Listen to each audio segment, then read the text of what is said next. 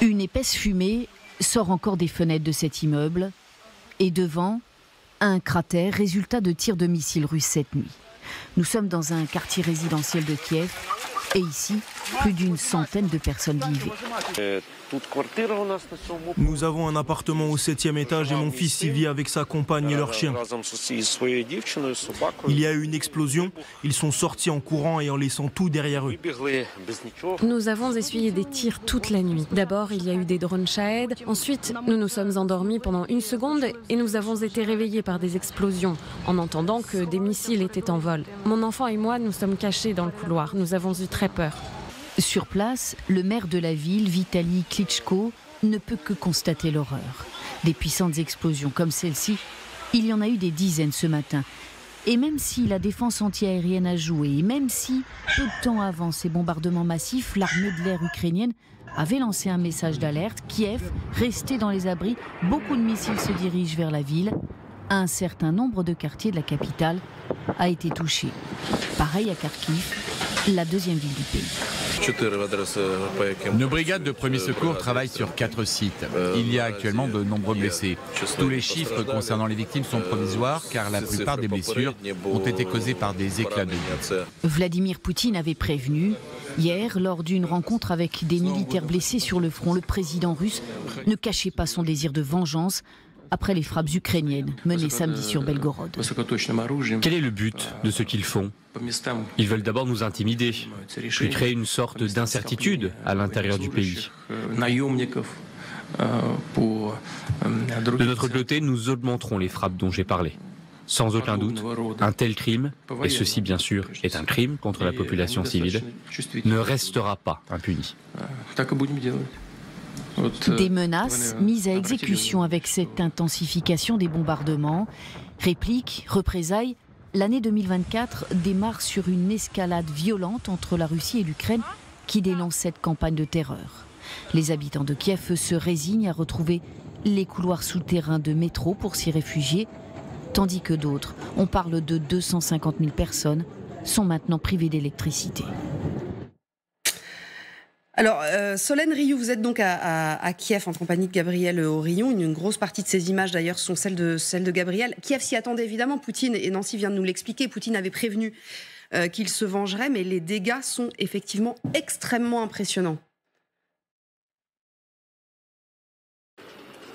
Ça a été une nuit très compliquée pour les habitants de Kiev avec cette escalade en effet depuis le 29 décembre. Donc il y a vraiment une tension ces derniers jours dans la capitale et de manière générale un peu partout en Ukraine. Surtout que la nuit a été très longue avec des explosions qui ont commencé aux alentours de 2h30 du matin heure française et qui se sont poursuivies jusqu'à 8h du matin. Et là on se retrouve avec Gabriel Aurion dans le quartier le plus touché de la capitale. C'est un immeuble résidentiel qui a été frappé. Il y a ici 49 personnes qui ont été blessées, 43 hospitalisées.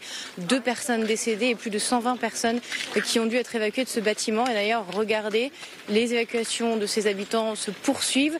Là, vous voyez ces habitants avec leur animal de compagnie, leurs chiens qui sont en train d'être évacués de l'immeuble.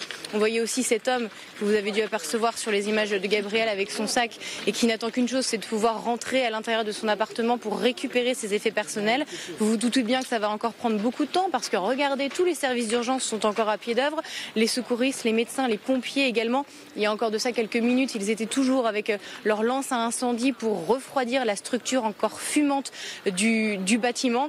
Et vous voyez, regardez même les images sur le sol, c'est impressionnant. Tous les débris, les vitres ont été complètement soufflés sur plusieurs centaines de mètres à la ronde. Plusieurs bâtiments autour sont aussi endommagés. On voit des trous béants dans les immeubles. C'est carbonisé. Certaines voitures ont été propulsées, soulevées par la puissance de l'explosion. Et ce que nous disent les habitants ici, c'est que ça ne les étonne pas vraiment. Je les cite, la Russie est un régime terroriste. La Russie est capable de tout. Mais ce qui les inquiète en revanche, c'est cette escalade progressive sur ces derniers jours. Alors, merci beaucoup à Solène et à Gabriel. Solène qu'on retrouvera tout à l'heure également parce qu'elle a interviewé le maire de Kiev ce matin. Vous verrez, on vous fera écouter un extrait. Zoriana Aniak, bonjour. Bonjour. Merci d'être avec nous. Vous êtes vice-présidente du comité représentatif de la communauté ukrainienne en France. Vous êtes bien sûr la bienvenue. C'est vrai que c'est ce que nous dit Solène à la fin de son direct. Là, elle nous dit, en fait, l'inquiétude pour les Ukrainiens, c'est cette escalade parce que ça fait 4-5 jours que ça va crescendo, si j'ose dire.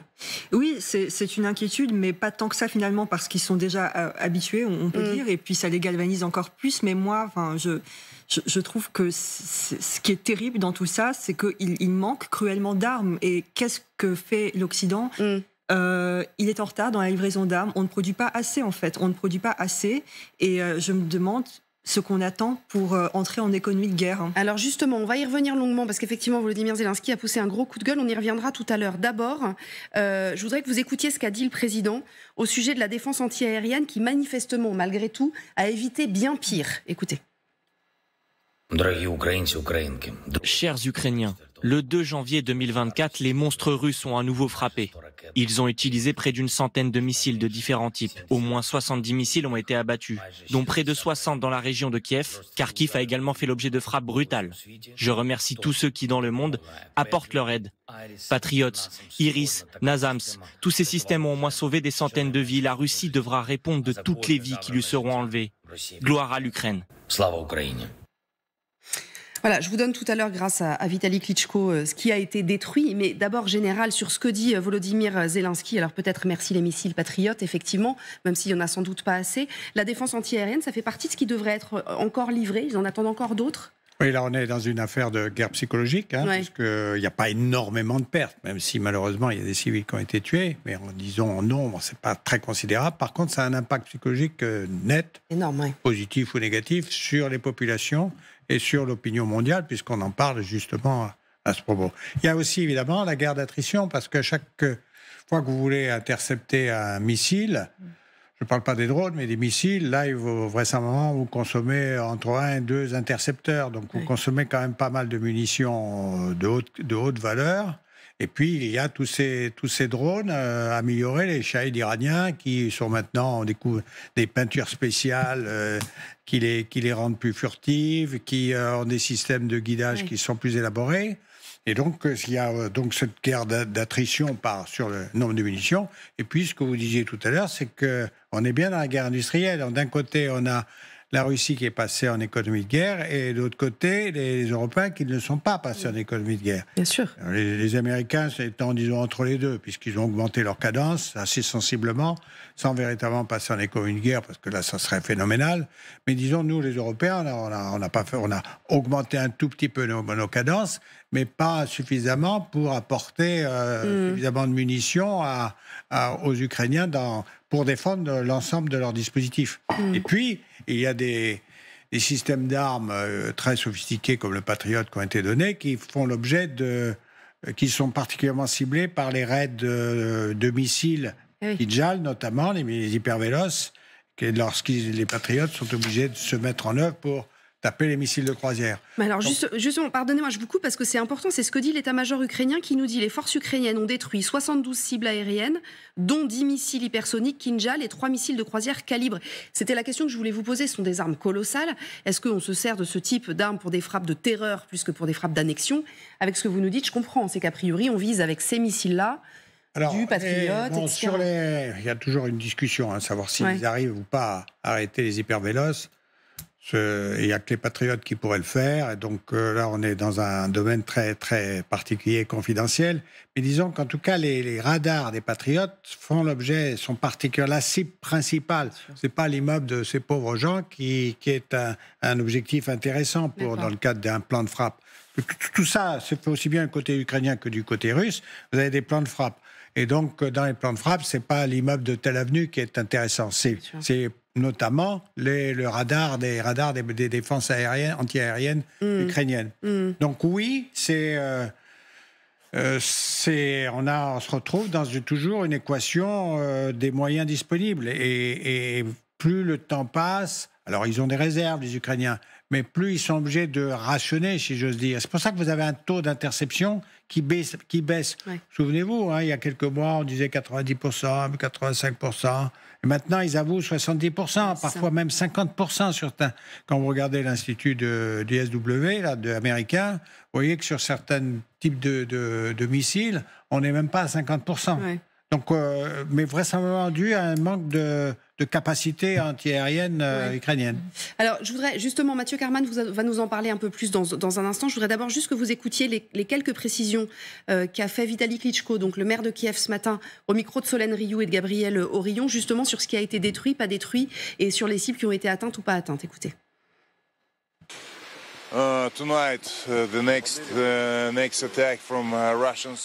Cette nuit, une attaque terroriste russe a détruit des infrastructures et des immeubles, comme on peut le voir derrière moi.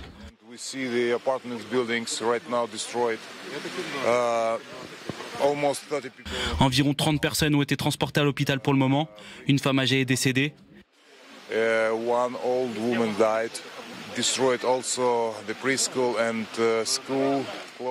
Nous sommes en train d'enquêter. Ils ont aussi détruit des écoles. Une grande partie de la ville est sans eau et sans électricité. Ce sont sans doute des drones et des missiles supersoniques qui ont été utilisés aujourd'hui.